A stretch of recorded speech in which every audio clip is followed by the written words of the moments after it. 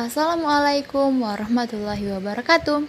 Halo semuanya, ketemu lagi dengan saya Amanda Nisba Oktavia dengan NIM 502.007.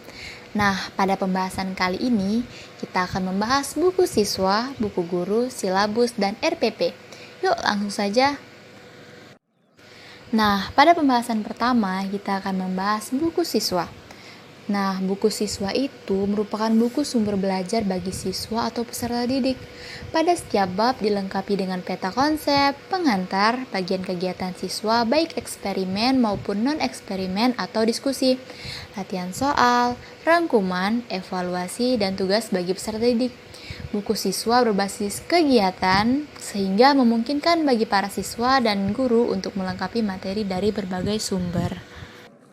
Isi sajian buku juga diarahkan agar siswa lebih aktif dalam mengikuti proses pembelajaran melalui kegiatan mengamati, bertanya, menalar, mencoba, berdiskusi, serta meningkatkan kemampuan berkomunikasi baik antar teman maupun dengan gurunya.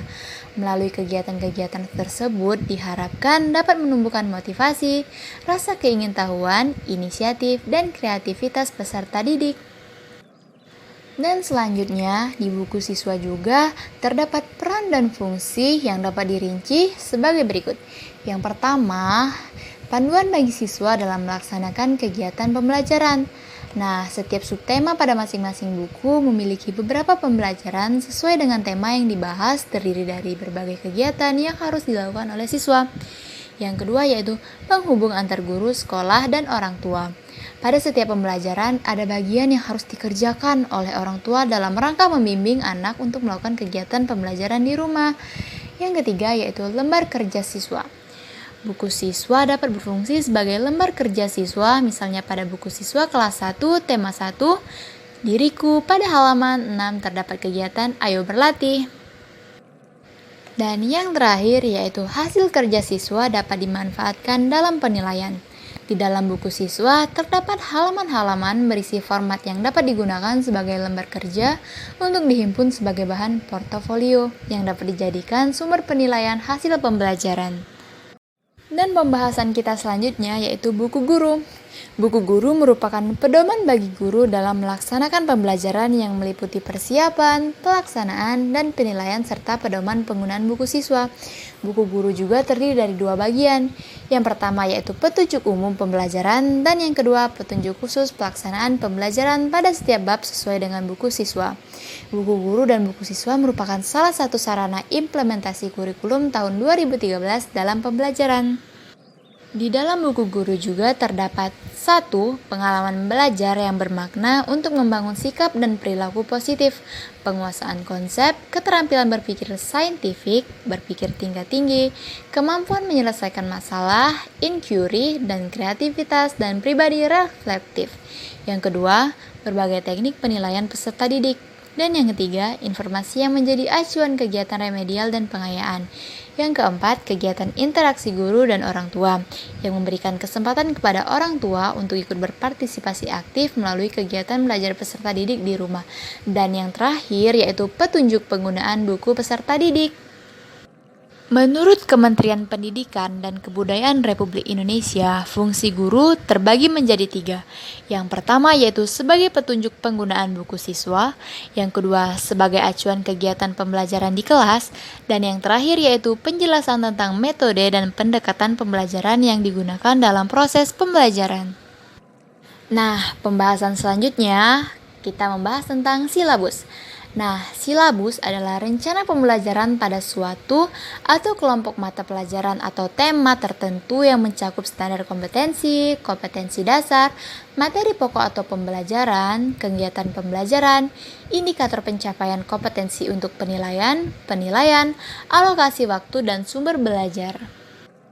Silabus juga dikembangkan berdasarkan standar kompetensi lulusan dan standar isi untuk satuan pendidikan dasar dan menengah sesuai dengan pola pembelajaran pada setiap tahun tertentu. Nah, silabus juga memiliki fungsi umum. Yuk, mari kita bahas fungsi umum dari silabus. Nah, yang pertama, silabus dapat dijadikan pedoman dalam penyusunan buku siswa. Buku siswa juga memuat tentang materi pelajaran, aktivitas peserta didik, dan evaluasi pembelajaran. Yang kedua, silabus menjadi acuan dalam penyusunan rencana pembelajaran untuk semua kajian mata pelajaran ataupun pengelolaan kegiatan pembelajaran dan pengembangan penilaian hasil pembelajaran. Yang ketiga yaitu hasil pengembangan silabus dalam bentuk perangkat pembelajaran berfungsi sebagai alat untuk aktualisasi kurikulum secara operasional pada tingkat satuan pendidikan sehingga memudahkan guru melakukan pembelajaran. Nah, pembahasan terakhir kita yaitu RPP. RPP itu adalah singkatan dari Rencana Pelaksanaan Pembelajaran. Dalam Pedoman Umum Pembelajaran untuk Penerapan Kurikulum 2013, disebutkan bahwa Rencana Pelaksanaan Pembelajaran atau yang sering kita kenal dengan RPP adalah rencana pembelajaran yang dikembangkan secara rinci dari suatu materi pokok atau tema tertentu yang mengacu pada silabus. Berdasarkan Peraturan Pemerintah Republik Indonesia Nomor 19 Tahun 2005 Pasal 20 dinyatakan bahwa perencanaan proses pembelajaran meliputi silabus dan rencana pembelajaran yang memuat sekurang-kurangnya tujuan pembelajaran, sumber belajar, dan penilaian hasil belajar. Menurut Permendiknas Nomor 41 Tahun 2007, komponen RPP adalah identitas mata pelajaran, standar kompetensi, kompetensi dasar, indikator pencapaian kompetensi, tujuan pembelajaran, materi ajar, alokasi waktu, metode pembelajaran, kegiatan pembelajaran, penilaian hasil belajar, dan yang terakhir yaitu sumber belajar. Nah, RPP juga memiliki tujuan loh. Yuk kita bahas. Nah, yang pertama yaitu mempermudah, memperlancar, dan meningkatkan hasil proses belajar mengajar. Yang kedua atau yang terakhir yaitu dengan menyusun rencana pembelajaran secara profesional, sistematis, dan berdaya guna, maka guru akan mampu melihat, mengamati, menganalisis, dan memprediksi program pembelajaran sebagai kerangka kerja yang logis dan terencana.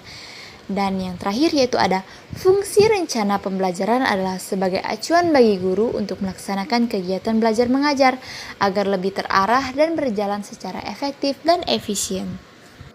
Nah, baiklah, itu saja yang bisa saya sampaikan. Lebih dan kurang saya mohon maaf.